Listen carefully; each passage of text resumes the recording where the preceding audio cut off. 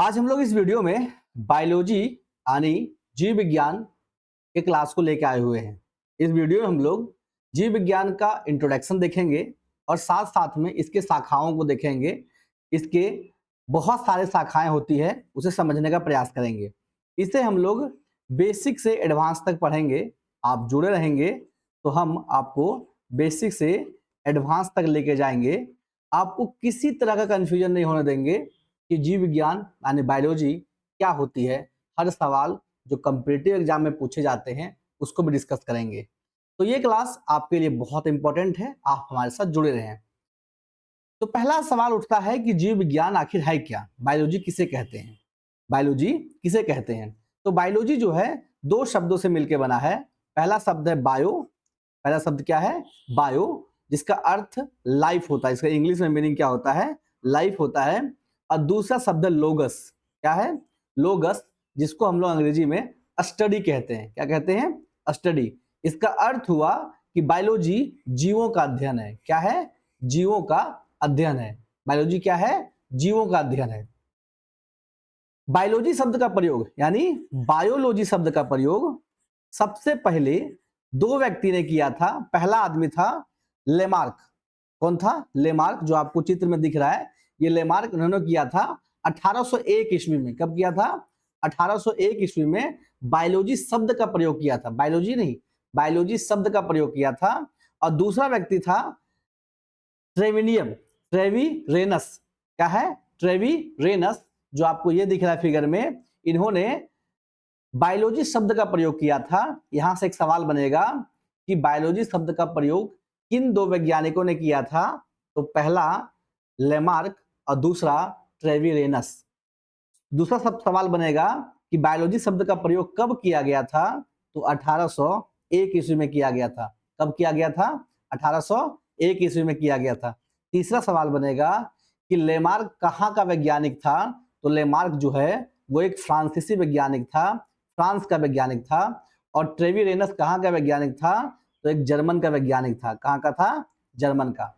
तो इस तरह से बहुत सारे सवाल आपको साथ साथ में कराते हुए जाएंगे हम लोग। तो यहां से समझ में आया कि बायोलॉजी जिसका मतलब होता है, जिसका अर्थ है जीवों का अध्ययन। एक व्यक्ति है जिसका नाम है अरस्तु। आप जानते होंगे अरस्तु। अगर आप इसे नहीं जानते हैं तो आपको जानना चाहिए। एक बहुत बड़े विचारक रहे हैं। अरस्तु को जीव विज्ञान को अलग शाखा के रूप में स्थापित किया। यानी अरस्तु ने जीव विज्ञान को कहा कि ये विज्ञान से अलग शाखा है। ये विज्ञान से यानी भौतिक विज्ञान और रसायन विज्ञान से अलग एक शाखा होनी चाहिए जीव विज्ञान को, और उन्होंने स्थापित भी किया।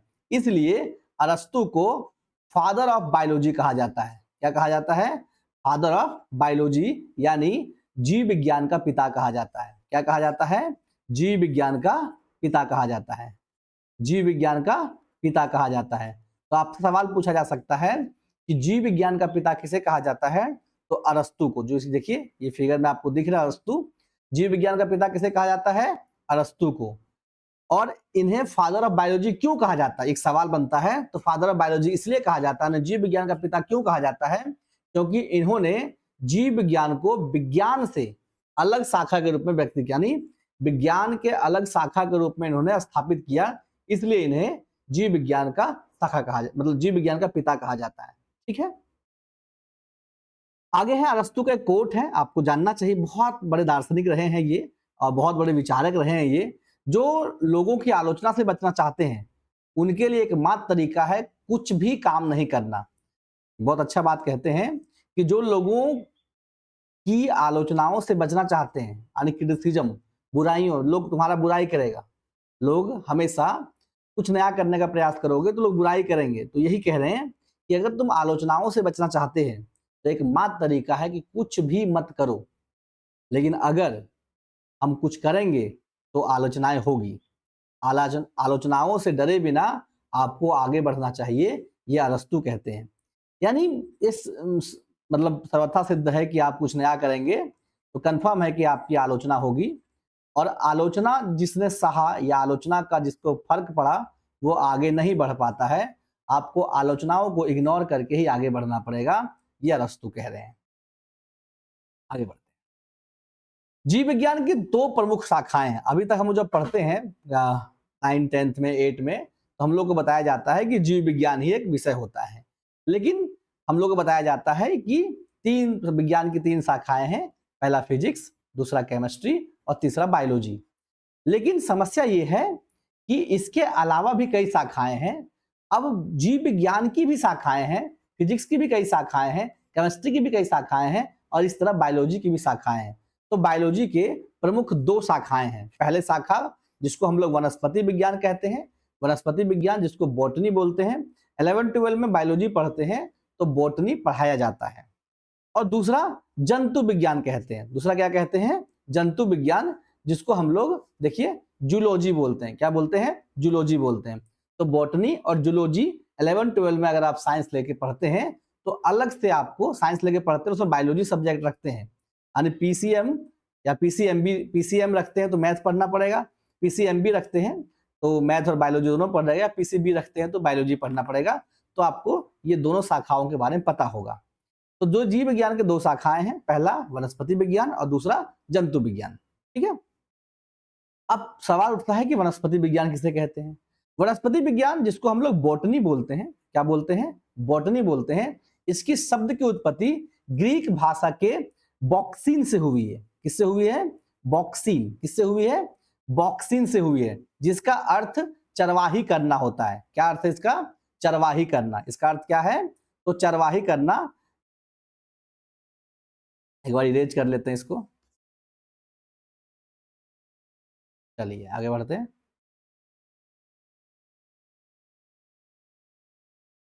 तो जीव विज्ञान की जो शाखाएं हैं, पहली शाखा बॉटनी। पहली शाखा क्या है? तो बॉटनी। और इस बॉटनी शब्द की उत्पत्ति जो है एक ग्रीक भाषा बॉक्सीन से हुई है। सॉरी, बॉस्कीन। बॉस्कीन से हुई है। किससे हुई है? बॉस्कीन से हुई है। और जिसका अर्थ क्या होता है? चरवाही। यानी कोई चरवाहा व्यक्ति जो यहाँ से वहां जाता है, जंगल में गाय, भैंस, बकरी, भेड़ वगैरह चराता है, इससे हुआ। यानी ये जीव विज्ञान का उत्पत्ति जो है कोई व्यक्ति, ऐसा व्यक्ति ने किया। जीव विज्ञान के शाखा की उत्पत्ति, वनस्पति विज्ञान का उत्पत्ति जो है, या उनको अलग प्रमुख भागा में ऐसा बांटा गया। जो व्यक्ति एक चरवाहा था और उन्होंने देखा कि नहीं ये कुछ अलग पार्ट है, ये कुछ अलग पार्ट है, इस कारण से इसको देखो, शुरुआत में जो भी विषय का खोज होता है वो एक मायने नहीं रखता है इसका नाम क्या रखा जा रहा है। बाद में बार बार रिपीट करने के बाद हम लोग उस नाम को एडजस्ट कर लेते हैं, अचानक एडजस्ट कर लेते हैं। जैसे कि आप एग्जांपल से समझें तो आप लॉकडाउन में एक शब्द सुने थे, क्वारंटीन। तो जब पहली बार हम लोग क्वारंटीन सुने थे तो सुनने में अजीब लगा था और उच्चारण भी नहीं हो रहा था कि क्वारंटीन क्वारंटीन क्वारंटीन क्या होता है। लेकिन जब बार बार इस चीज को सुनने लगे हम लोग तो ये शब्द हमारे लिए इको फ्रेंडली बन गया। और यही होता है शब्द के साथ। थ्रियोफेटस ने अपनी पुस्तक हिस्टेरिया प्लेंटेरम में 500 प्रकार के पौधों का वर्णन किया है और इसलिए इसे वनस्पति विज्ञान का पिता कहा जाता है। देखिए ये व्यक्ति है थ्रियोफेटस। क्या नाम है इनका? थ्रियोफेटस। इन्होंने एक किताब लिखा है, किताब का नाम क्या है? हिस्टेरिया प्लेंटेरम। क्या नाम है? हिस्टेरिया प्लेंटेरम। इसमें 500 प्रकार के पौधों का वर्णन किया है। कितने प्रकार का?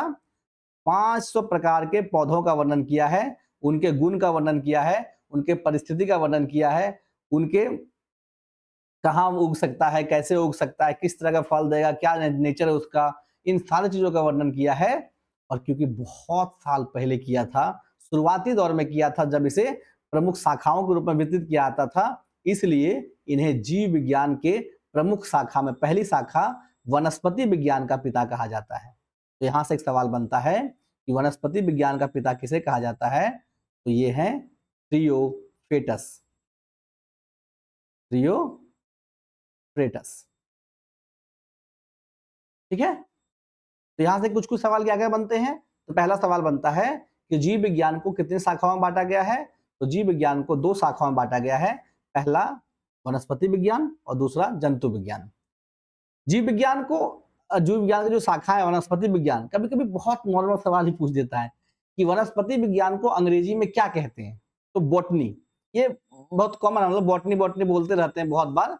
और कभी कभी क्योंकि इंग्लिश मीडियम में हम लोग पढ़ना शुरू कर देते हैं, इंग्लिश से पढ़ना शुरू कर देते हैं 11th-12th में, तो बॉटनी जूलॉजी बहुत बार प्रयोग करते हैं। अचानक कभी पूछ दिया जाता है कि बॉटनी को हिंदी में क्या कहते हैं, तो घबरा जाते हैं। इसलिए ये भी ध्यान रखिएगा कि बॉटनी को हिंदी में वनस्पति विज्ञान कहते हैं। और बॉटनी जो है उसकी शब्द की उत्पत्ति एक ग्रीक भाषा, किससे? तो एक ग्रीक भाषा से हुई है और उस शब्द का नाम है बॉस्कीन। क्या नाम है? बॉस्कीन, और जिसका अर्थ होता है चरवाहे, यानी जो व्यक्ति यहाँ से वहां घूम घूम कर भेड़ बकरियां चलाता है जंगलों में। अब बहुत कम हो गया है, पहले जंगल हुआ करते थे।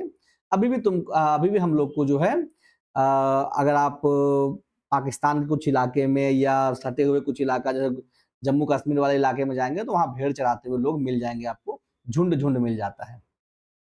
और इस जीव विज्ञान के पिता किन्हें कहा जाता है? तो थियोफ्रेटस को कहा जाता है। किन्हें कहा जाता है? थियोफ्रेटस को कहा जाता है। क्यों कहा जाता है?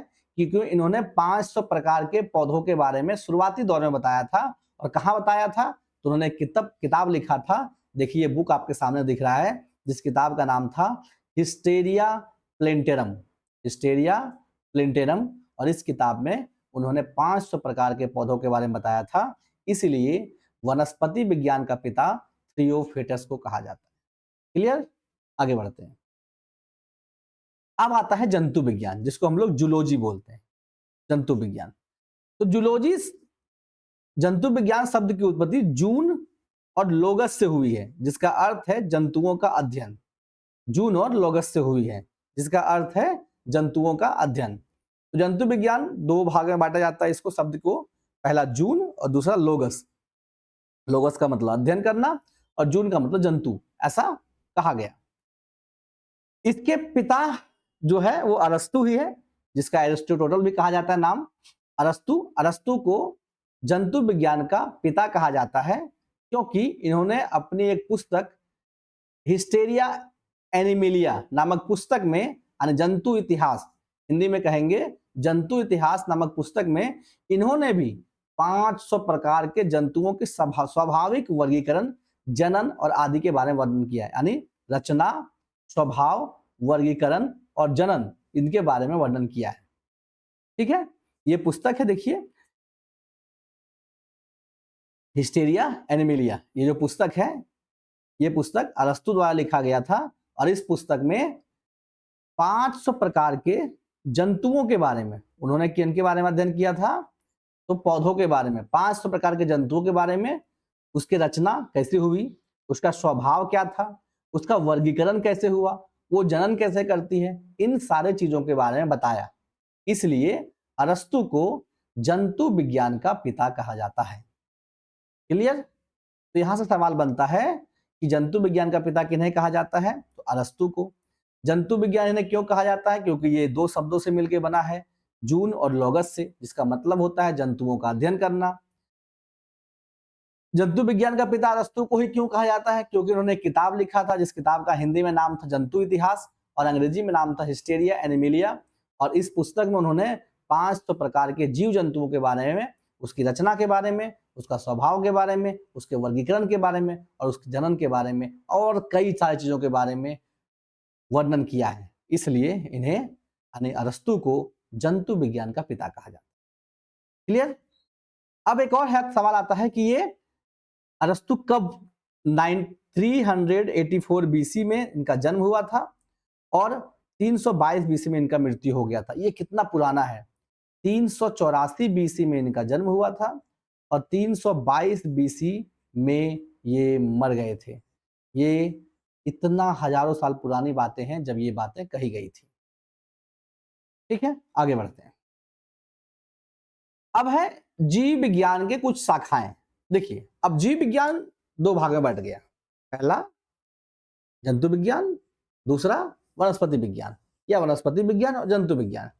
अब वो जंतु विज्ञान, वनस्पति विज्ञान की भी कई शाखाएं हैं। जैसे आप कभी हॉस्पिटल गए होंगे तो वहां आपके जब हॉस्पिटल पहुंचते हैं ना, कई सारे वार्ड होते हैं या कई सारे डिपार्टमेंट होते हैं। जैसे हार्ट के लिए अलग डिपार्टमेंट, लंग्स के लिए अलग डिपार्टमेंट, किडनी के लिए अलग डिपार्टमेंट, अगर आप कैंसर हो गया आपको तो उनके लिए अलग डिपार्टमेंट। इसी तरह से कई अलग अलग और शाखाएं होती हैं। और हम कहें तो लगभग 85, 80, 85 तरह की शाखाएं होती है, जिसमें कई तरह के अध्ययन किए जाते हैं और उसे कई तरह के बांट के रखा गया है। शाखाओं में क्यों बांटा जाता है इसे? क्योंकि शाखाओं में बांटने से उसके बारे में रिसर्च करना, उसके बारे में तकनीक का ज्ञान अध्ययन करना, उसके बारे में ज़्यादा से ज़्यादा मात्रा में अध्ययन करना आसान हो जाता है। इसलिए आज हम लोग इस शाखाओं के बारे में पढ़ेंगे। आप बोर नहीं होइएगा तो बहुत कुछ सीखिएगा। और अगर आपको लगेगा वीडियो लंबा हो जा रहा है, हम देखें क्या, हम तो समझ गए हैं विज्ञान क्या है, तो फिर नहीं सीख पाइएगा। हमने बहुत मेहनत करके इसे बनाया है, आप देखिए। तो पहली शाखा है एनाटॉमी। पहली शाखा क्या है? एनाटॉमी। एनाटॉमी जो है जंतु और पौधों की आंतरिक संरचनाओं के विच्छेदन के बारे में अध्ययन करता है। जब हम लोग कोई पौधों के बारे में, आंतरिक संरचना के बारे में, प्लांट में जड़ होते हैं, प्लांट में लीव्स होते, पत्ते होते हैं, उसके अंदर नसें होती है, उसके अंदर रंध्र होती है, इन सारे चीजों के बारे में अध्ययन करते हैं। तो वैसे तो विज्ञान में ही करते हैं, वैसे तो बायोलॉजी में ही करते हैं, लेकिन बायोलॉजी की एक और शाखा जिसको एनाटॉमी कहा जाता है, उस शाखा के अंतर्गत अध्ययन करते हैं। जब अब आगे क्लासेस में हम लोग जाएंगे या क्लासेस में जब कॉम्पिटिटिव एग्जाम में बैठते हैं, आप बैठे होंगे, तो इस तरह के सवाल आपसे पूछे जाते हैं। इसी तरह जंतुओं में जब हम लोग शरीर के अंदर पार्ट्स के बारे में, नस के बारे में, हार्ट के बारे में, किडनी के बारे में, आप अंदर के हड्डियों के बारे में, स्ट्रक्चर के बारे में हम लोग अध्ययन करते हैं, तो इन सारे शाखाओं को एनाटॉमी में रखा जाता है। कहाँ रखा जाता है? एनाटॉमी में। और ये भी जीव विज्ञान का शाखा है। अब ये कहेंगे एनाटॉमी कहाँ आता है? ये बॉटनी में भी आता है और जूलॉजी में भी आता है, ठीक है, क्योंकि इसमें मनुष्य के बारे में अध्ययन किया जाता है और पेड़ पौधों के बारे में अध्ययन किया जाता है, ठीक है। तो हम जीव विज्ञान के शाखाएं पढ़ रहे हैं, हम सिर्फ और सिर्फ वनस्पति विज्ञान और जंतु विज्ञान यानी जूलॉजी और बॉटनी के शाखा नहीं पढ़ रहे हैं, ध्यान रखिएगा। और ये आपको बहुत ज्ञान वर्धित चीजें हैं, आप ध्यान दीजिए, आपको समझ में आएगा कि ये सच में हमको पहली बार पता चल रहा है। आगे बढ़ते हैं। दूसरी शाखा है बायोकेमिस्ट्री।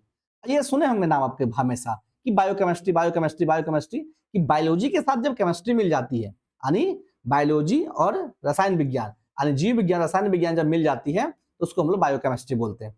तो बायोकेमिस्ट्री में जैविक पदार्थ के रसायनों का अध्ययन किया जाता है, जैसे रासायनिक संगठन, उसकी प्रकृति, उसका निर्माण की प्रवृत्ति की कार्यविधि के बारे में अध्ययन किया जाता है और जैविक क्रियाओं के संबंध में अध्ययन किया जाता है।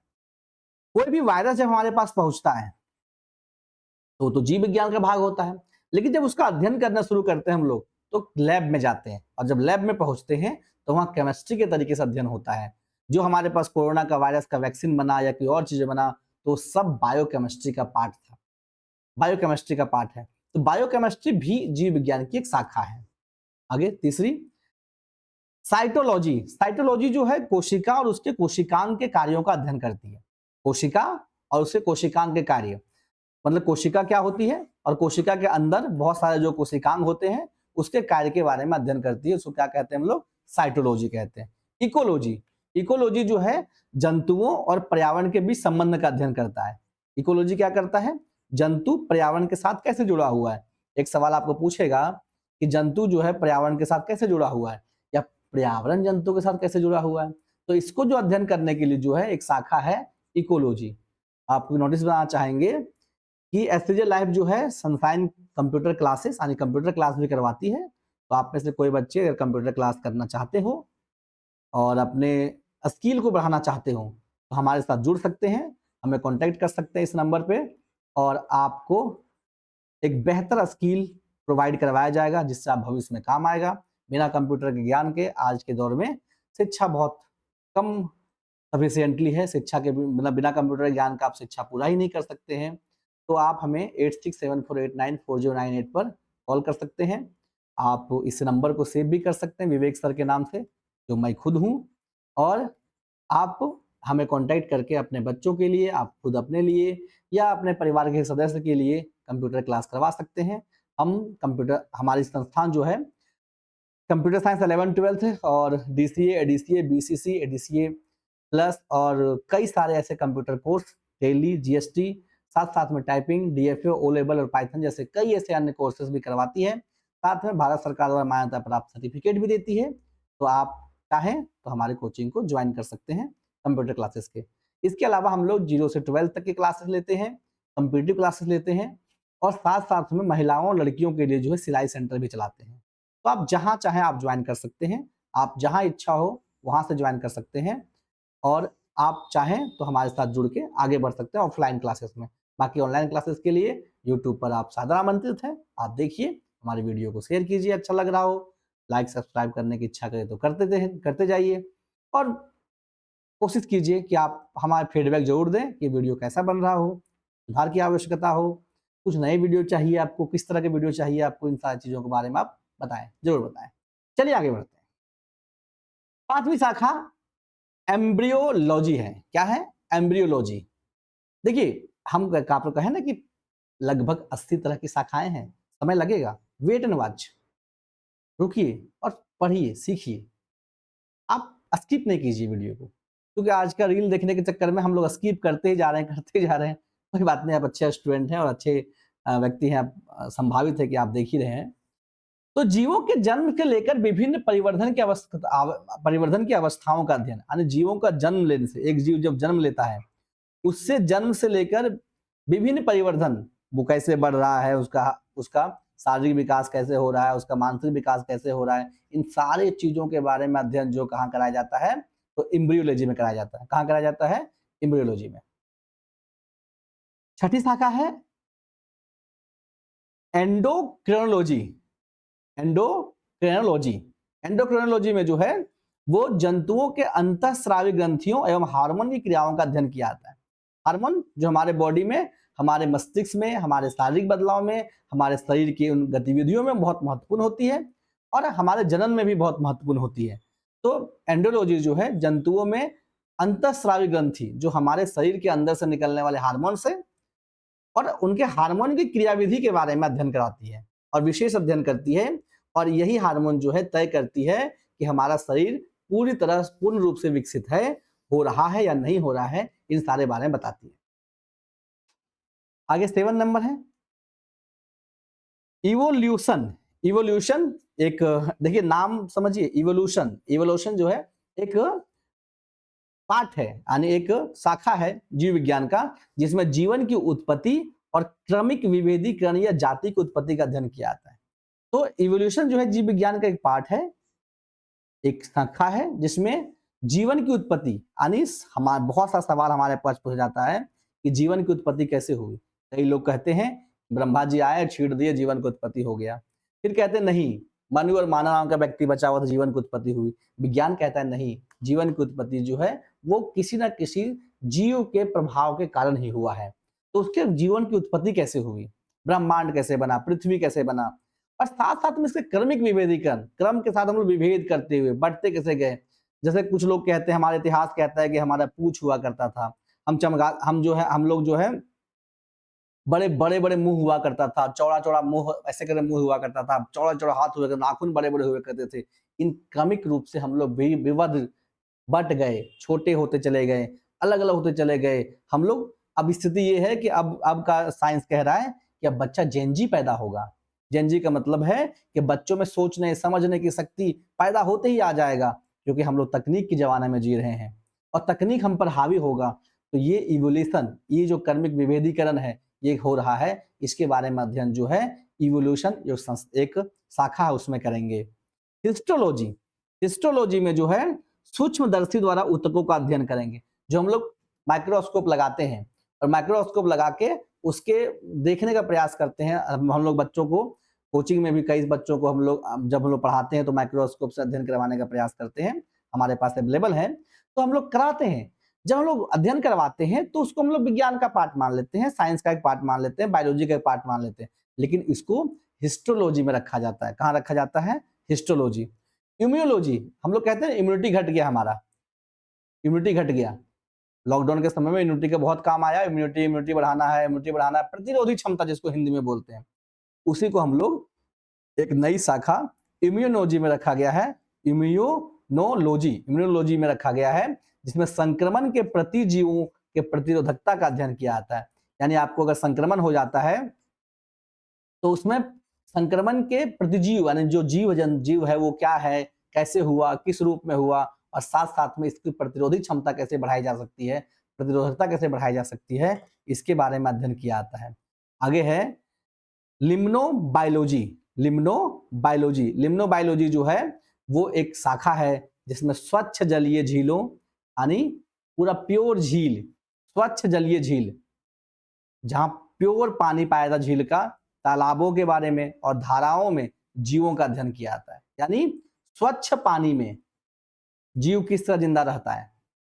जलीय झील जहां प्योर पानी होता है, जहां अगर पानी रहे 10 फीट 20 फीट गहराई में भी तब भी जमीन साफ साफ दिखे। तालाब में और धाराओं में चलने वाला पानी, जहां बहुत सारा धारा चल रही, बह रही, बहुत तेज गति से पानी बह रही है, वहां जीव किस प्रकार जिंदा रहता है, किस तरह अपना श्वसन करता है, किस तरह अपना पोषण करता है, किस तरह जनन करता है, इन सारे बारे में अध्ययन करने की जिम्मेदारी लिम्नोबायोलॉजी के पास है, यानी एक शाखा के पास है। आगे बढ़ते हैं। मॉर्फोलॉजी, मॉर्फोलॉजी जो है जंतुओं के आकार और संरचना के बारे में, संरचना का अध्ययन करती है। यानी जंतु का आकार कैसा है, उसका संरचना कैसा है, मनुष्य का हाथ पैर नाक मुंह होता है, भेड़ बकरी का ऐसा होता है, उसका ऐसा होता है, इन सारे चीजों का अध्ययन जो है वो मॉर्फोलॉजी में किया जाता है। पिलियोजूलॉजी, पिलियोजूलॉजी, पिलियोजूलॉजी, पिलियोजूलॉजी में जो है जंतुओं के जीवाश्म का अध्ययन किया जाता है। जंतु का जो जीवाश्म धरती के अंदर मिलता है, जब हम लोग पृथ्वी के अंदर से गहराई से उसका अध्ययन किया जाता है तो किसी का हड्डी मिलता है, किसी का टंगड़ी मिलता है, किसी कुछ और मिलता है, किसी कुछ और पार्ट मिलता है। उन सारे चीजों का अध्ययन जो है वो पिलियोजूलॉजी के साथ किया जाता है, उस शाखा के अंतर्गत किया जाता है। फिजियोलॉजी, फिजियोलॉजी आप सुने होंगे, डॉक्टर्स के हॉस्पिटल्स में ये बहुत ज्यादा प्रयोग होता है। और जीवों के अंदर विभिन्न भागों के कार्यों का अध्ययन, जब जीवों के अंदर जितना भी भाग है, किडनी, हमारा हार्ट, हमारा लंग्स, हमारा फेफड़ा, ये सब चीजें या कुछ और जो हमारे शरीर के अंदर होता है, इन सारे भाग किस प्रकार कार्य करते हैं, कैसे कनेक्टेड हैं, किस तरह काम कर रहे हैं, इन सारी चीजों का अध्ययन जो है वो फिजियोलॉजी के द्वारा किया जाता है। रेडियो बायोलॉजी, अगर आप जांच करवाने के लिए गए होंगे कभी डॉक्टर्स के पास, अगर आप सीटी स्कैन कराए होंगे, अगर आप एमआरआई कराए होंगे, अगर आप एक्सरे भी कराए होंगे या कुछ ऐसा जांच करवाए होंगे जहां रेडियो बायोलॉजी का प्रयोग होता है, जिसमें आपके ऊपर स्कैन हुआ होगा, तो वहाँ रेडियो बायोलॉजी का प्रयोग होता है और उसमें ध्यान दिए होंगे आप हॉस्पिटल्स में या कहीं और, तो रेडियोलॉजी लिखा रहता है वहाँ। तो रेडियो बायोलॉजी जो है जीवन पर रेडियो संक्रियता के प्रभावों का अध्ययन करता है, यानी तरंग के बारे में अध्ययन करने के बारे में ये बताया जाता है। टॉक्सोनॉमी, टॉक्सोनॉमी जो है जीवों के वर्गीकरण और उसका अन्य जीवों के साथ उद्विकास के संबंध का अध्ययन कराता है। जीवों का वर्गीकरण कैसे हुआ है और उसका अन्य जीवों के साथ संबंध कैसा है। कुछ जीव देखिए, जैसे एक जंगल में कई तरह के जीव रहते हैं और उस जंगल में कई तरह के जीव एक साथ कैसे रह रहे हैं, वो एक साथ कैसे सर्वाइव करते हैं, जबकि उनका संबंध कोसों दूर है एक दूसरे से। इन सारे चीजों के बारे में अध्ययन करने में जो है वो टॉक्सोनॉमी काम आता है। एरिकोलॉजी, एरिकोलॉजी जो है वो भी एक पार्ट है जीव विज्ञान का, जो टिक्स और माइटस का अध्ययन करवाती है। एग्रीकल्चर, एग्रीकल्चर बायोलॉजी का पार्ट है, ये समझिए। हम लोग एग्रीकल्चर पढ़ते हैं ना, साइंस में ही पढ़ा जाता है। झारखंड में इसका पार्ट अवेलेबल नहीं है, बहुत दुख की बात है, लेकिन दूसरे राज्य में 11-12 में भी आप एग्रीकल्चर पढ़ सकते हैं। एग्रीकल्चर जो है वो कृषि का अध्ययन कराती है। इसका कृषि का अध्ययन करवाती है, खेती के बारे में अध्ययन करवाती है। और एंजियोलॉजी, एंजियोलॉजी जो है धमनी, सिराओं सहित अन्य रक्त परिसंचरण तंत्र का अध्ययन कराती है। एंजियोलॉजी जो है धमनी और सिराओं में रक्त का परिसंचरण तंत्र, साथ साथ में रक्त का परिसंचरण तंत्र का अध्ययन कराती है, जिसको हम लोग एंजियोलॉजी के में रखा जाता है। एंथ्रोलॉजी पुष्पों का अध्ययन कराती है। जब हम लोग फूल के बारे में पढ़ते हैं तो बायोलॉजी के में पढ़ लेते हैं हम लोग, लेकिन जो फूल का अध्ययन पढ़ते हैं वो एंथ्रोलॉजी में पढ़ा जाता है, बायोलॉजी का एक पार्ट है। ये सब आगे क्लासेस में अगर आप जाके पढ़ते हैं तो मिलेगा आपको, नहीं तो आप कंपटीशन के लिए इसे याद करके रखिए, बहुत सारे एग्जाम में पूछे जाते हैं। बैक्टीरियोलॉजी, बैक्टीरियोलॉजी जो है जीवाणु का अध्ययन करता है। जीवाणु का, जीव जंतु और जीवाणु का अध्ययन करने के लिए जो है वो बैक्टीरियोलॉजी काम आता है। कार्डियोलॉजी, कार्डियोलॉजी आप देखे होंगे, ये तो 100% आप देखे होंगे जब हॉस्पिटल गए होंगे, तो कार्डियोलॉजी डिपार्टमेंट अलग से होता है। और कार्डियोलॉजी में जो है हृदय का अध्ययन किया जाता है। अगर आपको हार्ट के बारे में कुछ भी बीमारी, कुछ भी प्रॉब्लम दिखाई देता है तो आप कार्डियोलॉजी में जाइए, कार्डियोलॉजी डिपार्टमेंट जाइए, वहां जाके इलाज कराइए। वो एक स्पेशलिस्ट डिपार्टमेंट है हार्ट के बारे में। डर्मेटोलॉजी, डर्मेटोलॉजी भी एक डिपार्टमेंट होता है जहाँ अगर आपको त्वचा के बारे में आपको इन्फेक्शन हो रहा है, खुजली हो रहा है, कुछ और चीज़ें हो रहा है, त्वचा संबंधी किसी भी तरह का प्रॉब्लम है, तो आप जो हॉस्पिटल के डिपार्टमेंट होता है डर्मेटोलॉजी, उसमें जाइए, वहाँ इलाज कराइए। इसलिए स्पेशलिस्ट के पास जाने से आपका बीमारी ठीक होने की संभावना बढ़ जाती है। एपिडेमियोलॉजी जो है परजीवियों के संक्रमण और व्यापक रोगों का अध्ययन करती है। तो एपिडेमियोलॉजी जो है परजीवियों से, परजीवी के द्वारा आपको काटा गया है या कुछ जीव जंतु के द्वारा आपको काटा गया है परजीवी के द्वारा और उससे संक्रमण हो गया आपकी बॉडी में और व्यापक कोई रोग फैल गया है, तो उसके बारे में अध्ययन करने के लिए जो है वो एपिडेमियोलॉजी डिपार्टमेंट होता है, जो हॉस्पिटल में स्पेशली होता है डिपार्टमेंट, छोटे हॉस्पिटल्स में नहीं, बड़े-बड़े हॉस्पिटल्स में होती है। इथनोलॉजी जो है मानव जाति का अध्ययन करता है। इथनोलॉजी जो है मानव जाति के पूरे विकास का अध्ययन कराती है। और इटियोलॉजी इटियोलॉजी डिपार्टमेंट होता है, यानी भाग होता है, संभाग होता है, जिसमें रोग के कारक का अध्ययन करता है, यानी रोग किस कारण से हुआ।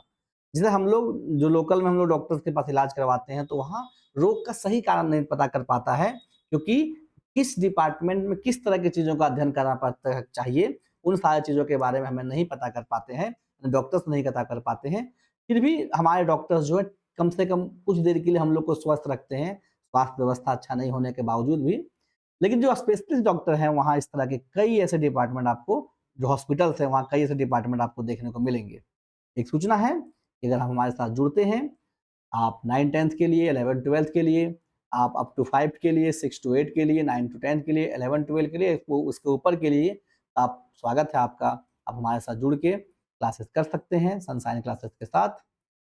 साथ-साथ में आप math, reasoning, English, GK, GS या एसएसटी या एसएससी, जेटेट, सीटेट या किसी और तरह की तैयारी करना चाहते हैं, तो ऑनलाइन, ऑफलाइन आप हमारे साथ जुड़े रहिए यूट्यूब पर और आप हमारे साथ जुड़कर कंप्यूटर क्लास भी कर सकते हैं। यानी हम कंप्यूटर क्लास, एकेडमिक, कॉम्पिटिशन और कंप्यूटर क्लास की भी सुविधा दे रहे हैं। बच्चों के लिए प्ले स्कूल की सुविधा दे रहे हैं, बच्चे के लिए फाउंडेशन बैच की सुविधा दे रहे हैं और आप हमारे साथ जुड़ के आगे बढ़ सकते हैं।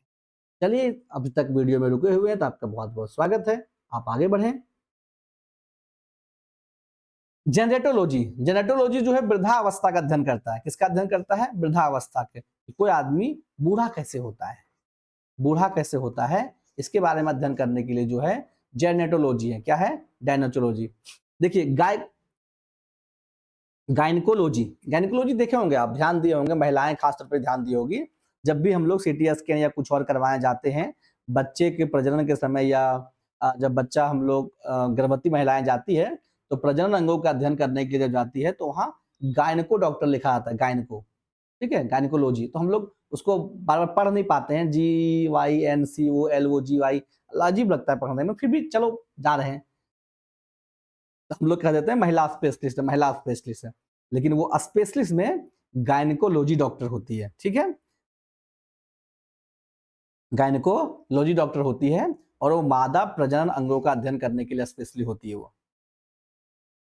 हेमेटोलॉजी जो है रक्त का अध्ययन करता है, खून साफ है कि नहीं है, खून में कुछ इन्फेक्शन तो नहीं है, खून खराब तो नहीं हो रहा है, इन सारी चीज़ों का अध्ययन करने के लिए जो है हेमेटोलॉजी का एक डिपार्टमेंट होता है।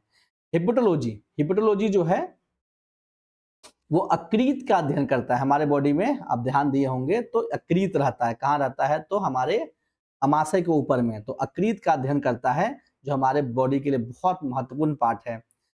कैरोलॉजी जो है मानव के सौंदर्य का अध्ययन करता है। जो आप कहते हैं ना क्रीम लगा के हम लोग गोरा हो जाएंगे, ये बहुत टफ चीज है। क्रीम लगा के गोरा नहीं होते हैं, क्रीम लगा के हम लोग अपने शरीर के ऊपर एक परत लगा लेते हैं। तो हमारा सौंदर्य, हमारा निखार क्यों नहीं आ रहा है, क्यों हमारे शरीर में कालापन है, क्यों हम लोग सांवला रह गए, क्यों बहुत लोग बहुत गोरा हो जाता है, इन सारी चीजों का अध्ययन जो है वो कैरोलॉजी में किया जाता है। इसमें किया जाता है, कैरोलॉजी में किया जाता है। लेप्रोलॉजी में जो है आप देखें कोढ़िया हो जाता है ना, फूल जाता शरीर, फूल के निकल जाता है, जिसको कोढ़ बोलते हैं, कोढ़िया बोलते हैं। जैसे कुछ फिल्म वगैरह में दिखाया जाता है, कोढ़िया बन जाता है व्यक्ति। तो कोढ़ के बारे में, लेप्रोलॉजी के बारे में अध्ययन किया जाता है। लेप्रोलॉजी में कोढ़ का अध्ययन किया जाता है। मस्कुलर बायोलॉजी में आणविक स्तर के जीवन का अध्ययन किया जाता है। आणविक स्तर के जीवन का अध्ययन जो है वो मस्कुलर बायोलॉजी में किया जाता है। मीर मैक्रोलॉजी में जो है चींटियों और चींटखोरक का अध्ययन किया जाता है। चींटी के बारे में, चींटी या चींटखोरक का मतलब चींटी जैसे चूसने वाले जो मीठा चूसते हैं, उन सारी चीजों के बारे में अध्ययन किया जाता है। निमोटोलॉजी, निमोटोलॉजी में जो सूत्रकृमि, जो गुणसूत्र कृमि होते हैं, निमोटोड जिसको बोलते हैं, आप 9वीं क्लास में इसे पढ़े होंगे, आर्थ्रोपोडा, निमोटोडा, इस तरह की चीजें पढ़े होंगे। तो निमेटोड जो है या जिसको सूत्र कृमि कहा जाता है, बहुत पतले पतले कृमि होते हैं, उसका अध्ययन किया जाता है। नेफ्रोलॉजी, ये तो डिपार्टमेंट आप देखे ही होंगे, क्योंकि किडनी के बारे में बहुत बीमारियां हमारे इलाके में बढ़ने लगी है। तो वो जब डिपार्टमेंट जाते हैं, जब डॉक्टर के पास जाते हैं, तो वो कहाँ जाते हैं, तो नेफ्रोलॉजी डिपार्टमेंट में जाते हैं और उसे नेफ्रोलॉजी कहा जाता है। अगर आप हॉस्पिटल गए हैं और आप किडनी की बीमारी की इलाज करने के लिए गए हैं, तो एक बार आराम से आप अपने चीटा में, रसीद में देखिएगा, तो वहाँ नेफ्रोलॉजी डिपार्टमेंट लिखा रहता है। आप वार्ड में सबसे ऊपर जहाँ घुसते हैं वहाँ देखिएगा, तो वहाँ भी नेफ्रोलॉजी डिपार्टमेंट लिखा रहता है। वृक्क का अध्ययन करता है वो, किडनी में इन्फेक्शन आदि चीजों का अध्ययन करता है। न्यूरोलॉजी, न्यूरोलॉजी जो है हमारे मस्तिष्क के बारे में, इस न्यूरो तंत्र के बारे में।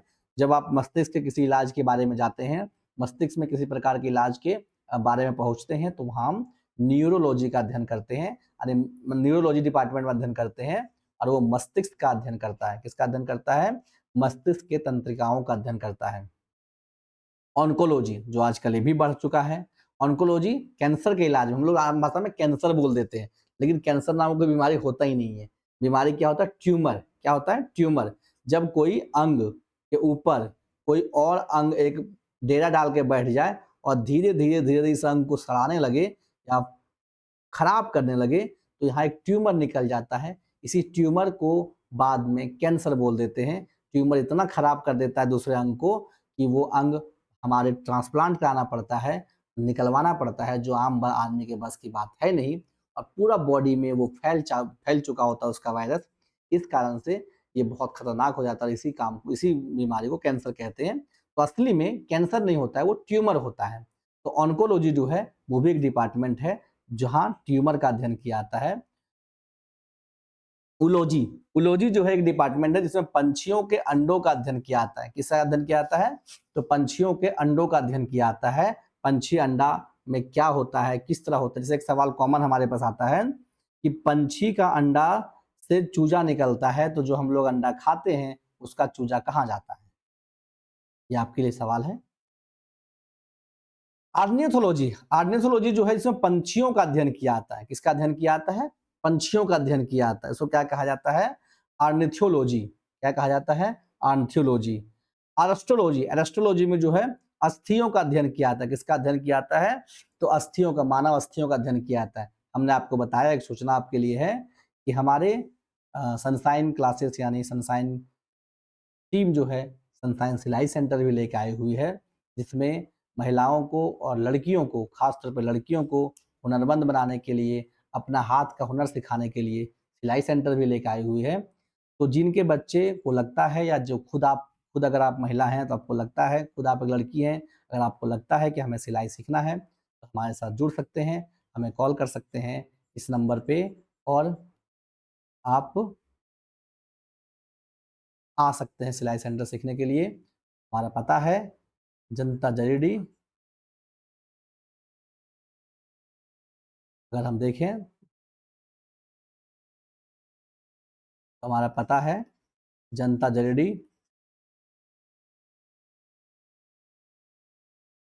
बेदनी गिरिडीह, झारखंड। ठीक है, तो अगर आप इस डिस्टेंस में नज़दीक हैं तो ऑफलाइन क्लासेस ज्वाइन कर सकते हैं। आपके कोई बच्चे हों, आप खुद हों, आप महिला हों, तो आप, या आप एक लड़की हैं, तो आप हमारे साथ सिलाई सेंटर में सिलाई सीख सकते हैं। आपको 0 से पूरे लास्ट तक A to Z सभी कोर्सेज सिलाई के सिखाए जाएंगे, और इसके लिए स्पेशल टीचर अवेलेबल है। स्पेशल टीचिंग के लिए स्पेशल जो है गाइडेड अवेलेबल है। आपको सिलाई सिखाया जाएगा, आपको हुनरमंद बनाया जाएगा, और आपको अपने पैर पर खड़ा होने के लिए सिखाया जाएगा। तो पढ़ाई के साथ साथ आप ये भी कर सकते हैं, आपके बच्चे चाहें तो सिलाई सेंटर में जुड़ सकते हैं। चलिए आगे बढ़ते हैं।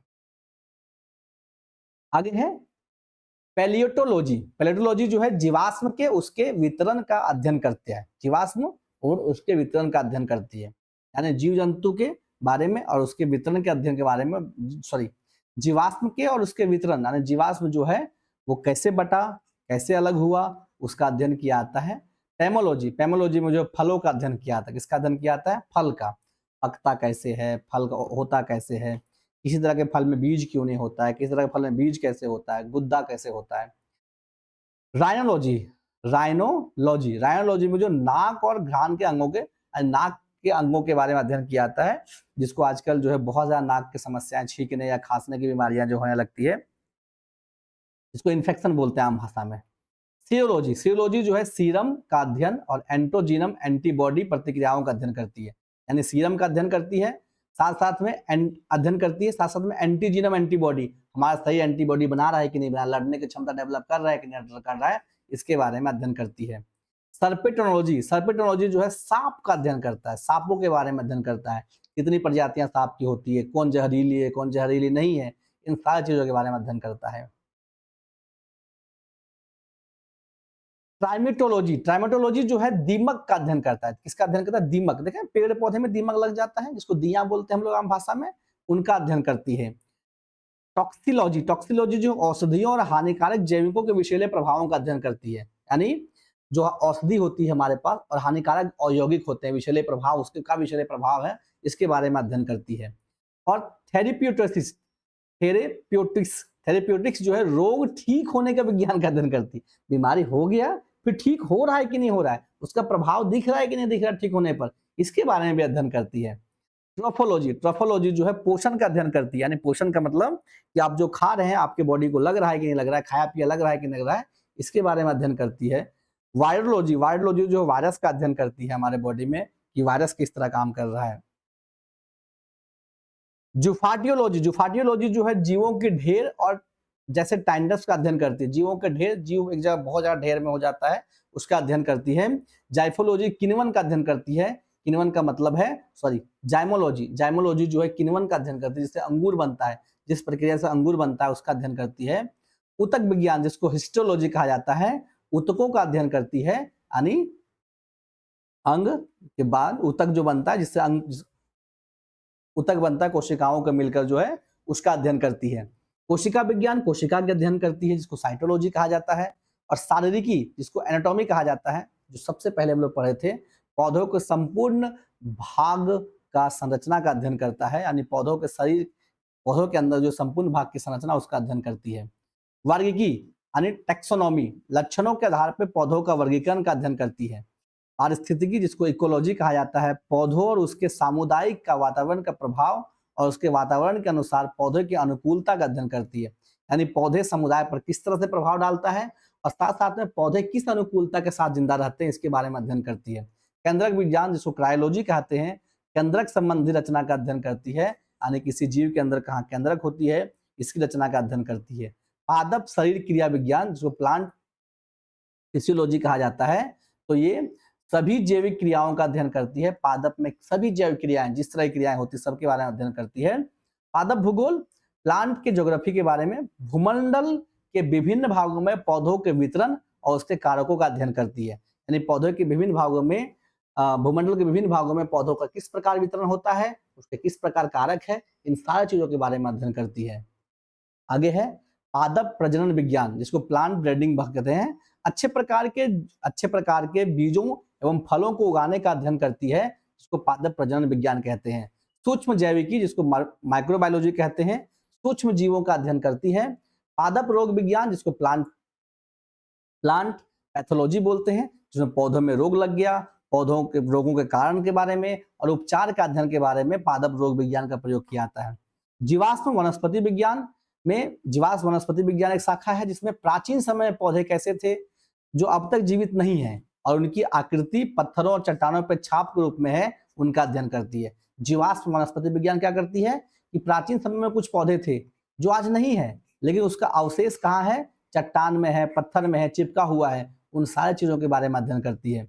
जीव रसायन जिसको बायोकेमिस्ट्री बोलते हैं, जीवधारियों में पाए जाने वाले पदार्थों और उसको रासायनिक के प्रक्रियाओं का अध्ययन करती है। जीव भौतिकी विज्ञान बायोफिजिक्स, बायोफिजिक्स में जो है भौतिकी के सिद्धांतों के संदर्भ में जैविक क्रियाओं का अध्ययन करता है, यानी फिजिक्स और फिजिक्स और बायोलॉजी दोनों एक साथ अध्ययन किया जाता है। रासायनिक वर्गीकृति जिसमें प्राणियों में उपस्थित विशेष रासायनिक आधार पर अध्ययन किया जाता है, यानी केमिस्ट्री और बायोलॉजी दोनों एक साथ अध्ययन किया जाता है। कोशिकीय वर्गीकृत विज्ञान जिसमें कोशिकीय संरचनाओं की उपस्थिति, गुणसूत्र की संरचना और उसके वर्गीकरण का अध्ययन किया जाता है। और उसी तरह जीव पारिस्थितिकी जिसको जेनेकोलॉजी कहा जाता है, किसी आबादी या समष्टि के जीनी संगठन का वास स्थान या वातावरण के संबंध में अध्ययन किया जाता है कि वह किस तरह कहाँ निवास करता है, किस रूप में निवास करता है। खाद्य प्रौद्योगिकी जिसको फूड टेक्नोलॉजी बोलते हैं, इसमें पढ़ाई भी होता है, बहुत बड़े लोग बनते हैं इससे फूड टेक्नोलॉजी के द्वारा। भोज्य पदार्थों के वैज्ञानिक ढंग से संरक्षण, यानी खाना को कैसे ठीक रखा जाए, उसका भंडारण कैसे किया जाए, स्थानांतरण कैसे किया जाए। जो हम लोग पैकेजिंग सामान खाते हैं, पैकेजिंग का सामान जिसमें सब चीजें मिलता है, चिप्स, कुरकुरे, बिस्किट वगैरह वगैरह वगैरह, उन सारे चीजों को कैसे ठीक रखा जाए, कौन सा केमिकल डाला जाए, कौन सा गैस डाला जाए, इन सारे चीजों के बारे में अध्ययन किया जाता है। पेपर का क्वालिटी क्या रखा जाए, इन सारी चीजों के बारे में अध्ययन किया जाता है फूड टेक्नोलॉजी में, खाद्य प्रौद्योगिकी में, जो जीव विज्ञान का एक शाखा है। अनुवांशिकी जिसको जेनेटिक इंजीनियरिंग कहा जाता है, जिसमें अनुवांशिक पदार्थ को जोड़ना, अलग करना तथा किसी भी प्रकार से बदलने उसके अच्छे लक्षणों को समावेशी का अध्ययन किया जाता है। यानी अनुवांशिक पदार्थ कैसे जुड़ता है, उसको अलग कैसे कर सकते हैं, उसके विभिन्न किस प्रकार के लक्षण है, इन सारे चीजों के लक्षणों के बारे में समावेशित करने के बारे में अध्ययन अनुवांशिकी इंजीनियरिंग में किया जाता है। और ऑर्लिकल्चर में जो है सब्जियां प्रदान करने वाले पौधों का अध्ययन किया जाता है। जो पौधे सब्जी देता है उस पौधों का अध्ययन कहाँ किया जाता है, तो ऑलरिकल्चर में किया जाता है। फ्लोरिकल्चर आप सुने होंगे, ऑर्लिकल्चर भाई नहीं सुने होंगे, फ्लोरिकल्चर आप सुने होंगे। पुष्प के बारे में, क्योंकि पौधा का जो फूल है, फूल बहुत बिकता है मार्केट में सजावटी के लिए। आजकल तो बर्थडे में, शादी विवाह में इसका उपयोग तो बहुत अधिक बढ़ गया है। तो फ्लोरिकल्चर आप सुने होंगे, ऑरिकल्चर भाई आप नहीं सुने होंगे, फ्लोरिकल्चर सुने होंगे। तो फ्लोरिकल्चर जो है पुष्प प्रदान करने वाले पौधों का अध्ययन किया जाता है। सिल्वीकल्चर जो है वनों के विकास और देखरेख का अध्ययन करती है। वनों के विकास और देखरेख का अध्ययन कौन करता है, तो सिल्वीकल्चर।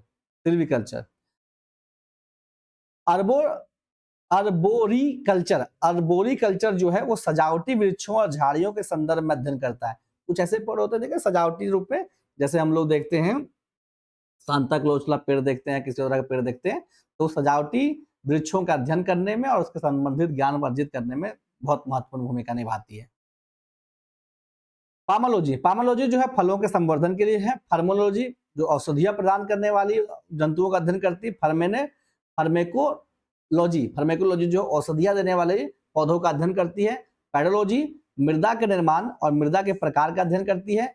हॉर्टिकल्चर भी आप सुने होंगे, पुष्प एवं फल देने वाले वृक्षों और बागों का अध्ययन करता है हॉर्टिकल्चर। इसमें पढ़ाई भी होता है, हॉर्टिकल्चर में बहुत फेमस पढ़ाई होता है। माइकोलॉजी कवकों का अध्ययन करती है। कवक के बारे में अध्ययन करने के लिए जो है वो माइकोलॉजी का प्रयोग किया जाता है।